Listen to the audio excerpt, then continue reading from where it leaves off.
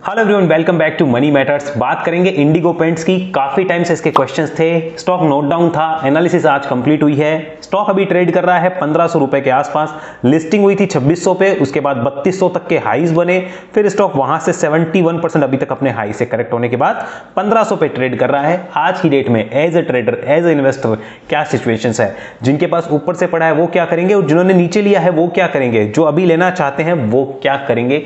Complete discussion, सारे analysis हम करने वाले हैं इस वीडियो में, लेकिन किसी टाइप से कोई बाय सेल होल्ड की रिकमेंडेशन नहीं है, सिर्फ सिखाने का उद्देश्य है ताकि आप समझो और अपने स्टॉक में ऐसी हेल्प आप ले सको अपने फाइनेंशियल एडवाइजर के साथ बैठकर। और जो भी हम बात करेंगे उसको कोई भी बाय सेल होल्ड की रिकमेंडेशन मानने की गलती आपको करनी ही नहीं है आगे भी किसी वीडियो में। अब आपका भी अगर कोई ऐसा क्वेश्चन हो, आप भी कमेंट में पूछ सकते हैं आराम से। आपको अगर किसी स्टॉक से रिलेटेड कोई जानकारी चाहिए, कमेंट कर दीजिए, हो सकता है अगला वीडियो उसी स्टॉक से रिलेटेड निकल जाए। अब देखिए, स्टॉक अपने हाई से 70% टूटा, अब एक रिकवरी करके 1500 के आसपास खड़ा है। इसके लिए जो इंपॉर्टेंट लेवल्स है, इंपॉर्टेंट जो हमारे पास में सपोर्ट या रेजिस्टेंस होंगे वो हम डिस्कस करेंगे, लेकिन पहले फंडामेंटल्स जरा देख लेते हैं क्या बोलते हैं कंपनी के फंडामेंटल्स। कंपनी का मार्केट कैप है 7200 से 7300 करोड़ का। स्टॉक का पी 50 के आसपास चलता है, आरओसी 21 का, आरओई 18 से ऊपर का, लगभग 20 के हैं दोनों। प्रमोटर्स की होल्डिंग 54%, डेट फ्री कंपनी है। प्रॉफिट की ग्रोथ अच्छी रही है। फ्री कैश फ्लो -82 है, जो कि एक नेगेटिव पॉइंट है। Market cap to sales over valued है, क्लियर ओवर वैल्यूड दिखाती है। पीजी रेशियो यहाँ पे 1 से नीचे का है, जो कि मुझे अच्छा साइन देता है कि ये ओवर वैल्यूएशन को कंफर्म नहीं कर रहा है, यानी ये चीज हमें पता होनी चाहिए। अगर इस कंपनी की इंडस्ट्री पी भी आप देखेंगे तो आपको पता चलेगा वो 60 की है और अभी स्टॉक चल रहा है 50 की पी पे। तो ये भी हम कह सकते हैं कि ऐसा नहीं कि पी बहुत हाई है, जनरल पर्पज से अगर हम देखें तो बिल्कुल हाई पी है, लेकिन अगर पूरी इंडस्ट्री का देखो तो इसका हाई कैसे कह सकते हैं, क्योंकि ऑलरेडी इंडस्ट्री भी तो 60 पे ट्रेड कर रही है और ये कोई कंपनी इंडस्ट्री से बाहर की तो कंपनी है नहीं। 2000 के अंदर इनकॉर्पोरेट हुई थी और अभी देखिए पेंट्स के अंदर इसका बिजनेस है। कहां है वो भी मैं आपको दिखाऊंगा कौन सा पेंट, लेकिन पहले आप समझिए इसके क्वार्टरली रिजल्ट्स को। सेल्स देखिए कंपनी की 181 करोड़ मार्च 2020 में, और वहां से प्रॉफिट आते थे 27 करोड़ के। अभी क्या है 277 करोड़। जून 2023 में प्रॉफिट है 31 करोड़ का। मार्च 2023 में 325 करोड़ की सेल्स, प्रॉफिट था 49 करोड़ का। मार्च का क्वार्टर इसका हर साल अच्छा दिख रहा है, ये तो आपको डाटा देख के पता चल रहा होगा। मार्च में अच्छे प्रॉफिट कंपनी पोस्ट कर दिए, चाहे वो आप मार्च 20 देखो, 21 देखो, 22 देखो या मार्च 23 देखो, तो मार्च वाले क्वार्टर में अच्छे रिजल्ट आते हैं। अब जून वाले क्वार्टर में हमने देखा कि इस साल 31 करोड़ का प्रॉफिट है और लास्ट ईयर 224 करोड़ की सेल्स थी और 20 करोड़ का प्रॉफिट था। तो ये भी अच्छी साइन है कि ईयर ऑन ईयर ग्रोथ देखने को हमें मिली है। अगर हम जून क्वार्टर के रिजल्ट की बात करते हैं तो यहाँ पे सेल्स कोई खराब नहीं है, सेल्स ठीक ठाक है। क्वार्टर ऑन क्वार्टर देखेंगे तो हमें कमी दिखेगी, क्योंकि मार्च क्वार्टर में अच्छी आती है, बट ईयर ऑन ईयर देखने में कोई कमी नजर नहीं आती, एकदम बढ़िया है, इसे मैं खराब नहीं कह सकता। मार्जिन कंपनी 17% मेंटेन कर रही है जून के अंदर। अगर आप पिछले जून में जाएंगे तो वो 16% थे, इससे पहले वाले जून में जाएंगे तो वो 13% थे। तो ये चीज हमें पता होनी चाहिए कि भई इसके मार्जिन कैसे हैं। मार्च के क्वार्टर में मार्जिन, लास्ट मार्जिन जो रखे थे वो 22% थे, और मार्च 22 में जो मार्जिन थे वो 19% थे। मार्च वाले क्वार्टर में मार्जिन अच्छे रख पाती है, बाकी नहीं रख पा रही, ये हमें नोट डाउन करना है। अगर ईयरली P&L की बात करें तो मार्च 2012 तक का सेल्स देखो 38 करोड़ का था, और अभी जो आ रहा है यहाँ पे सेल्स वो आ रहा है 1100 करोड़ के आसपास का। मार्च 2012 में 1 करोड़ का प्रॉफिट था कंपनी में, जो कि 2018 तक माइनस के अंदर रहा था। 2018 में जब कंपनी 400 करोड़ की सेल्स करती थी तो 3 करोड़ कमाती थी। आज कंपनी 1073 करोड़ की सेल्स कर चुकी है, लास्ट ईयर में प्रॉफिट लिया है 132 करोड़ का। तो ये बहुत बढ़िया साइन माना जाएगा, एज अ कंपनी मेरे को तो बहुत बढ़िया बात लगती है। इस साल 143 करोड़ के प्रॉफिट आने का अनुमान है, 1126 करोड़ की सेल्स रहने का अनुमान है। बाकी क्या होगा वो हम देखेंगे, लेकिन ग्रोथ में मुझे कोई कमी नजर नहीं आ रही। अगर आप प्रॉफिट देखेंगे, नेट प्रॉफिट, तो कहां ग्रोथ में कमी है? कोई कमी नजर नहीं आ रही है। वैल्यूएशन हाई थे वो एडजस्ट हो रहे हैं, लेकिन ग्रोथ में कोई कमी नहीं है। अगर सेल्स ग्रोथ की बात करें तो 10 साल की देखिए, 5 साल की देखिए, 3 साल की देखिए, पिछले 12 महीने की देखिए, गजब है। प्रॉफिट की ग्रोथ गजब है, क्या खराब है? एकदम बढ़िया है। अगर रिटर्न ऑन इक्विटी देखो तो 18 से 20% के आसपास है, क्या खराब है? बहुत बढ़िया तो है। फंडामेंटल्स में यहाँ कोई कमी नहीं है। अगर बात कर ले शेयर होल्डिंग पैटर्न की तो प्रमोटर्स के पास 54% आज भी, एफआईआईज के पास में 9% की होल्डिंग है, डीआईआईज के पास में 3% के लगभग की है, पब्लिक के पास 34% की होल्डिंग दिखती है। बट है कौन इसमें? इसमें एससीआई इन्वेस्टमेंट जो है उसके पास 13% होल्डिंग है, और जो दूसरी है वो सेक्वा कैपिटल है, उसके अंदर 12% की होल्डिंग रख रही है वो कंपनी। तो 13 और 12 25% तो इनकी है, तो 9% ही तो बच्ची जनरल पब्लिक के पास, यानी 90% होल्डिंग तो बड़े प्लेयर्स के पास ही हुई। ये सोच के देखें इन चीजों को कि कंपनी में कोई खराबी नहीं है। ओवर वैल्यूएशन था वो एडजस्ट हुआ है और आगे भी होगा अगर ओवर वैल्यूड होगा तो स्टॉक, लेकिन फंडामेंटली तो बेकार नहीं है। करना क्या है वो चार्ट पे बात करेंगे, लेकिन फंडामेंटली मैं इसको बेकार नहीं कह सकता, बहुत अच्छा है स्टॉक है।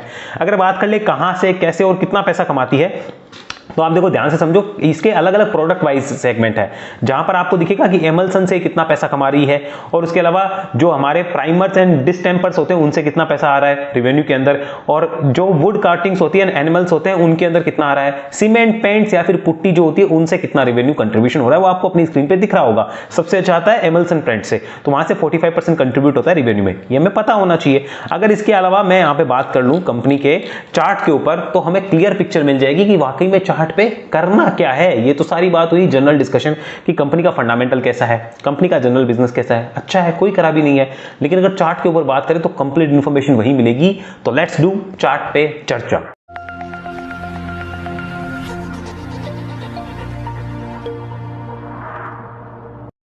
तो ये हमारे पास में अब चल रहा है इंडिगो पेंट का वीकली चार्ट। ध्यान से देखिए, मैंने एक इंपॉर्टेंट लाइन लगा रखी है। आज की डेट में सबसे बड़ा सपोर्ट है 1350 रुपए का, जो मैंने आपके सामने लाइन लगा रखी है 1350 की, और सबसे बड़ा रेजिस्टेंस कौन सा है वो भी मैं आपके सामने लगा देता हूं, 1750 रुपए का। 1350 से 1750 की रेंज के अंदर स्टॉक जो वो घूमेगा, यहां पर रहेगा, जिधर कटेगा उधर फटेगा। कहां कटेगा वो प्रभु जाने।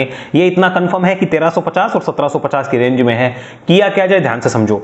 किसी के पास भी काफी ऊपर से पड़ा है, कहीं से भी, मैं खाली डॉट बना रहा हूं, कहीं से भी पड़ा है।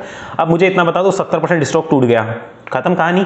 फंडामेंटल बेकार है क्या? जी नहीं, फंडामेंटल ओके है। टेक्निकल भी अब ओके हो चुके हैं। 1350 एक बड़ा सपोर्ट नजर आता है। टेक्निकल में भी यहां पे साफ इंडिकेशन आ रहे हैं कि स्टॉक कुछ करने के मूड में है, तो यहां पे टेक्निकल भी ओके, फंडामेंटल भी ओके। अब ऊपर से इतना करेक्ट होने के बाद जब चेंजेस हो रहे हैं, बुलिश होने के इंडिकेशंस आ रहे हैं, तो बेचने में समझदारी है? आई डोंट थिंक सो, बाकी आपकी मर्जी है। तो ये क्लियर है कि यहां पे बेचने में फिलहाल समझदारी नहीं है, अगर ऊपर से होल्डिंग है तो। दूसरा क्वेश्चन यहां पर कि अगर नीचे से लिया हुआ है, अगर देखो किसी ने नीचे से लिया है इन प्राइस के, मतलब 1350 के नीचे लिया है या फिर यहां पर लिया है और वो ट्रेड कर रहा था, तो क्या करे ट्रेडर? ध्यान से सुन लो। तो उसके लिए 1350 इंपॉर्टेंट लेवल है।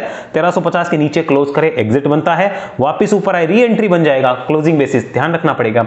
अगर देखो सीधी बात है, लाइन के नीचे मार्केट को दे दो, लाइन के ऊपर आप मार्केट से ले लो, डिसाइड आपको करना है वो। तो ये ट्रेडर्स के लिए है।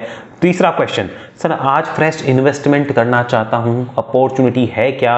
मेरा डिस्क्लोजर साफ साफ सुन लो ध्यान से, कि पहले तो पूछो फाइनेंशियल एडवाइजर से, फिर मैं बताता हूं अभी करना क्या है, मेरे हिसाब से क्या ओके है वो मैं बता रहा हूं, सिर्फ सिखाने के उद्देश्य से। ध्यान से देखिएगा, यहां पर अभी स्टॉक जो है वो खड़ा है 1500 रुपए के आसपास। स्टॉक के लिए बॉटम के कंफर्मेशंस हो चुके हैं, जहां तक मेरी नॉलेज है वो बॉटम के कंफर्मेशंस हो चुके हैं, कि जो बॉटम लगना था वो 1000 के आसपास लग चुका है। तो अगर इन्वेस्ट कर रहे हो तो इन्वेस्टमेंट वालों के लिए ये लॉन्ग टर्म के लिए इंपॉर्टेंट लेवल रहेगा 1000 इन्वेस्टमेंट वालों के लिए। तो अब इन्वेस्टमेंट 1500 रुपए पे करके अगर हमें 1000 रुपए का भाव देखने को मिले, आप देख पाओगे क्या? नहीं। तो क्या करना, यहां पर कभी भी पूरा अमाउंट नहीं लगाना, 60% अमाउंट लगा के बैठना चाहिए। बाकी रिमेनिंग कोई डिप आए तो यूटिलाइज किया जा सकता है, नहीं आती है तो 60% को राइड करो, लेकिन पूरा अमाउंट लगा के मत बैठो, कुछ ना कुछ अमाउंट नीचे के लिए रहना चाहिए। तो इन्वेस्टमेंट वालों के लिए सिंपल सा है, 50-60% अमाउंट लगाने का समय जरूर है। बाकी कोई बहुत बड़ी डिप आती है तो उसके लिए अब हो सकता है 2 महीने बाद स्टॉक 1000 पे आ जाए, तो ऐसा नहीं होना चाहिए कि हमें टेंशन हो जाए। अगर आप इन्वेस्टर है तो टेंशन नहीं होनी चाहिए कि हाँ अगर 1000 आया है तो मैं अब रिमेनिंग मेरा 40% जो हुक्म का इक्का पड़ा था उसे यूटिलाइज करूंगा, तब वो यूटिलाइजेशन करना है आपको, तब तक नहीं करना। तब तक 60% के साथ आप काम करिए, क्योंकि स्टॉक में चांसेस है कि ऊपर ही निकलेगा, 90% चांसेस यही है। बाकी देखो संभावनाएं हैं, होने को कुछ भी हो सकता है, स्टॉक मार्केट है।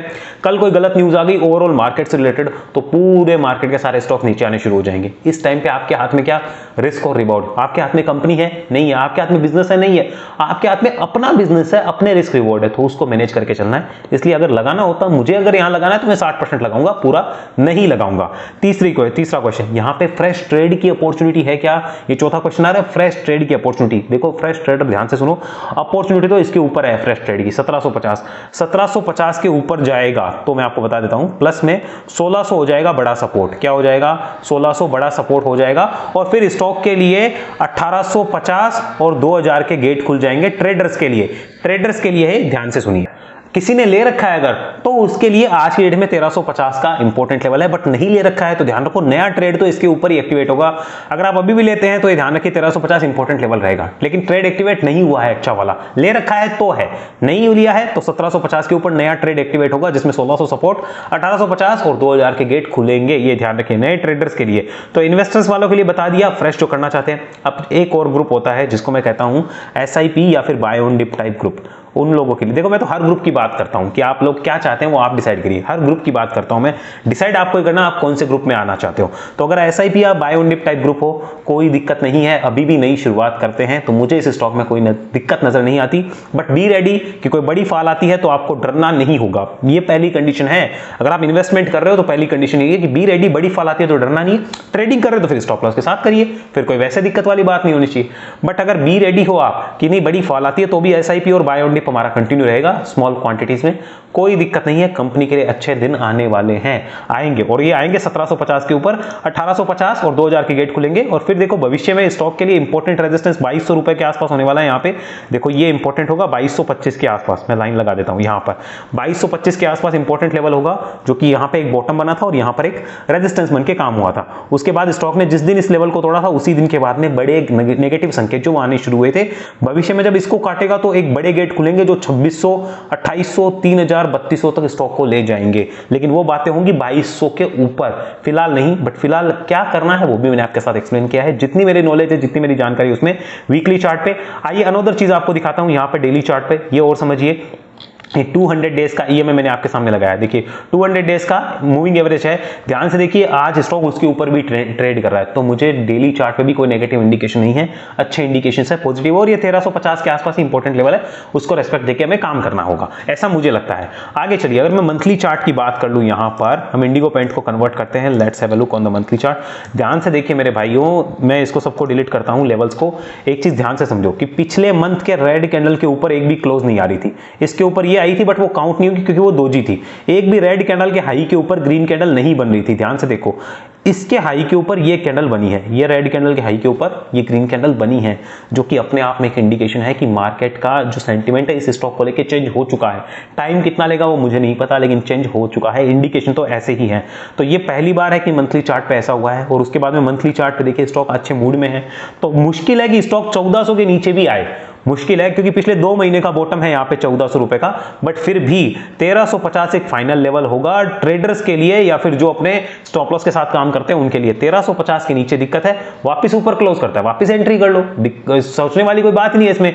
भाई ये 1350 की लाइन है, इसको काट के यहाँ क्लोज किया, एंट्री एग्जिट मार दो, वापस ऊपर आया, री एंट्री कर दो। ऐसा तो नहीं बार बार करेगा, वो एक बार कर लेगा, 2 बार कर लेगा, फिर तो उसे एक डायरेक्शन पकड़नी पड़ेगी ना, चाहे वो ऊपर की पकड़े चाहे नीचे की। तो आपकी कैपिटल का बड़ा नुकसान हो ही नहीं सकता इस सिचुएशन में, छोटा मोटा 2-3% जा सकता है, बड़ा नुकसान नहीं होगा और आप सेफ भी हो जाएंगे, ये मुझे लगता है। तो वीकली, मंथली, डेली मुझे कोई भी चार्ट खराब नहीं लग रहा। और मंथली चार्ट पे भी आप देखें तो 1750 का लेवल ये देखिए, ये इंपॉर्टेंट है, इसको काटने पे नई तेजी आएगी। यहां पर पीछे कई महीनों तक कंसोलिडेशन रहा था 1350 से 1750, अब की बार भी हो सकता है यहाँ पे कई महीने हम बिताएं, उसके बाद में जब ब्रेकआउट हो तो हम ऊपर की जर्नी अपनी शुरू करें। नहीं तो ध्यान रखना है 1750 का लेवल ऊपर में इंपॉर्टेंट, अगर कोई फ्रेश ट्रेड करता है तो।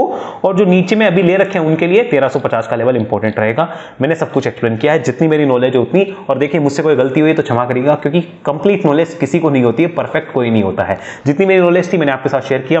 ये सीखना चाहते हैं वेव्स को तो डिटेल डिस्क्रिप्शन में है, वेव एनालिसिस ज्वाइन करिए, आइए 1-to-1 मेरे साथ सीखिए 2 महीने, फिर रहिए हमारे ट्रेनिंग ग्रुप में लाइफ टाइम, ताकि आपको मेरी इंपॉर्टेंट अपडेट भी मिलती रहे। और लाइफ टाइम जोड़ने का एक ही मकसद है कि ऐसा नहीं कि आपने सीखा और सीख के चले गए या हमने छोड़ दिया, वो साथ में ही रखना है, ताकि लर्न टुगेदर अर्न टुगेदर का हमारा एक मोटिव है वो हम साकार कर पाए। हमारी तरफ से पूरी कोशिश उसकी रहती है। डिटेल आपको डिस्क्रिप्शन में मिल जाएगी, सारी जानकारी आप देख सकते हैं। और व्हाट्सएप ग्रुप से कनेक्ट होना चाहते हैं जहां पर मैं प्रीमियम चार्ट पोस्ट करता हूं जो अल्ट्रा शॉर्ट टर्म के लिए अच्छे लग रहे होते हैं, तो उसके लिए आपको Zerodha Angel of stocks Alice Blue में अकाउंट खुलाना है। लिंक डिस्क्रिप्शन में मिल जाएंगे आपको। अकाउंट खुलाकर इस नंबर पे आप डिटेल भेज दीजिए और आपको हमारे उस ग्रुप में जोड़ दिया जाएगा। वेव एनालिसिस की जानकारी के लिए भी इस नंबर पे आप कांटेक्ट कर सकते हैं। EMI बनवाना चाहते हैं तो EMI भी आप बनवा सकते हैं। अगले वीडियो में मिलेंगे, तब तक के लिए आपका बहुत बहुत धन्यवाद। जय हिंद, जय भारत।